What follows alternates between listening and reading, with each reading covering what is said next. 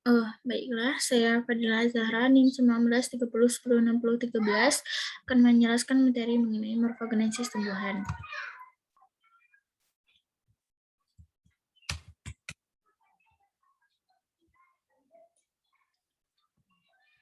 Dengan dosen pengampu Ibu Dwi Rini Kurnia Fitri, MSI. Yang pertama yaitu morfogenesis tumbuhan. Morfogenesis pada tumbuhan adalah permulaan karakteristik morfologi tanaman menjadi bentuk tanaman yang seutuhnya, di mana terjadi proses pertumbuhan dan diferensiasi sel-sel individu menjadi organisme utuh yang dapat dipengaruhi oleh faktor genetik maupun lingkungan. Ada pula beberapa yang kita bahas di sini, yaitu yang pertama pengertian pertumbuhan dan perkembangan, yang kedua macam-macam pertumbuhan, yang ketiga kurva pertumbuhan, yang keempat pengontrolan pertumbuhan dan perkembangan, yang kelima macam-macam hormon tumbuhan.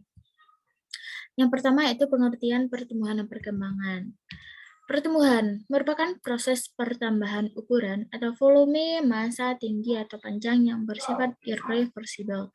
Nah, pada pertumbuhan ini biasanya dapat diukur dengan angka atau data kuantitatif.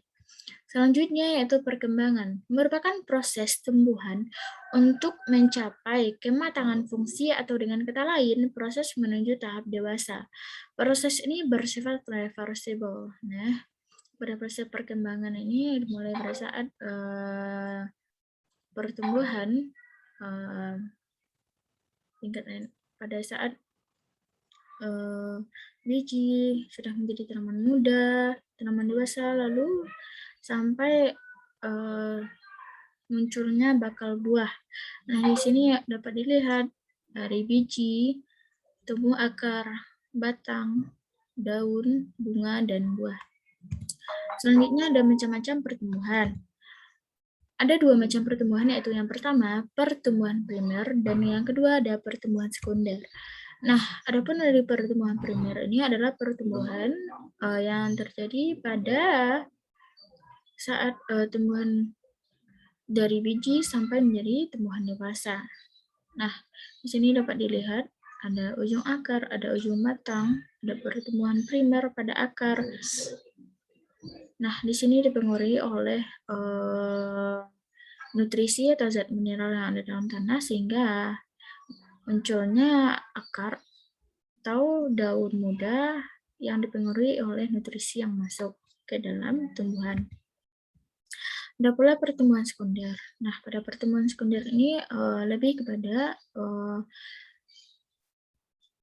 proses pertumbuhan yang dilakukan oleh jaringan tumbuhan. Nah, jaringan tumbuhan di sini ada mulai dari bagian terluar ada jaringan epidermis, endodermis, dan exodermis. Nah, di sini dibagi atas dua, yaitu ada pertumbuhan sekunder disebut dengan indeterminate dan ada terminate. Selanjutnya ada kurva pertumbuhan. Nah, kurva pertumbuhan terdapat 3 fase, yaitu yang pertama ada fase logaritmik atau fase eksponensial. Yang kedua ada fase linear dan tiga ada fase penurunan. Nah, di sini dapat dilihat ada perbandingan tinggi tanaman dengan hari setelah tumbuhan ditanam. Hari setelah ditanam dikembangkan dengan T dan tinggi cm. Nah, di sini dapat kita lihat progres dari kurva ini adalah menanjak, yang membuktikan bahwa tumbuhan dari hari ke hari mengalami pertumbuhan atau pertambahan tinggi yang cukup besar. Nah, ini juga dipengaruhi oleh hormon, juga dengan nutrisi yang didapatkan oleh tumbuhan. Nah, nutrisi tumbuhan ini bisa berdasarkan makronutrien ataupun mikronutriennya. Ada pula hormon yang mempengaruhi tinggi tanaman di sini, yaitu ada siberelin dan auksin. Selanjutnya ada pengontrolan pertumbuhan dan perkembangan. Di sini dapat dilihat skema dalam pertumbuhan dan perkembangan. Yang pertama yaitu ada pertumbuhan dan perkembangan tumbuhan memerlukan koordinasi sel. Selanjutnya dilanjutkan, yaitu sel yang ada dalam tumbuhan berkomunikasi satu sama lain. Selanjutnya pada saat sel ini sudah berkoordinasi, dilanjutkan dengan dibutuhkannya hormon untuk proses pertumbuhan dan perkembangan pada tumbuhan. Dilanjutkan dengan cara kerja hormon tersebut dalam pembentukan tumbuhan. Selanjutnya ada hormon tumbuhan. Ada di sini beberapa hormon tumbuhan, yaitu yang pertama ada hormon auksin, letaknya berada di ujung-ujung tanaman dan daun yang masih muda. Adapun fungsinya yaitu yang pertama untuk mendorong pertumbuhan tanaman dengan cara pemanjangan sel pada akar dan batang. Yang kedua, serta hormon auksin berfungsi dalam perkembangan bunga dan buah. Selanjutnya ada hormon giberalin, letaknya yaitu pada meristem apikal tunas, yaitu terletak pada tunas, bakal embrio, akar atau daun muda. Adapun fungsinya yaitu untuk mendorong perkembangan biji, kuncup, bunga, dan buah. Yang kedua untuk merangsang pemanjangan batang, yang ketiga untuk berperan dalam diferensiasi akar. Yang selanjutnya ada hormon sitokinin. Adapun letaknya berada di akar, biji, kuncup, daun, bunga, dan buah. Sitokinin ini yang paling kompleks yaitu terletak di semua bagian tumbuhan. Adapun fungsinya yaitu berperan penting dalam pembelahan sel untuk pertumbuhan tanaman. Ada pula hormon etilen, letaknya yaitu pada jaringan buah yang telah masak, nodus atau buku batang, dan daun yang sudah tua.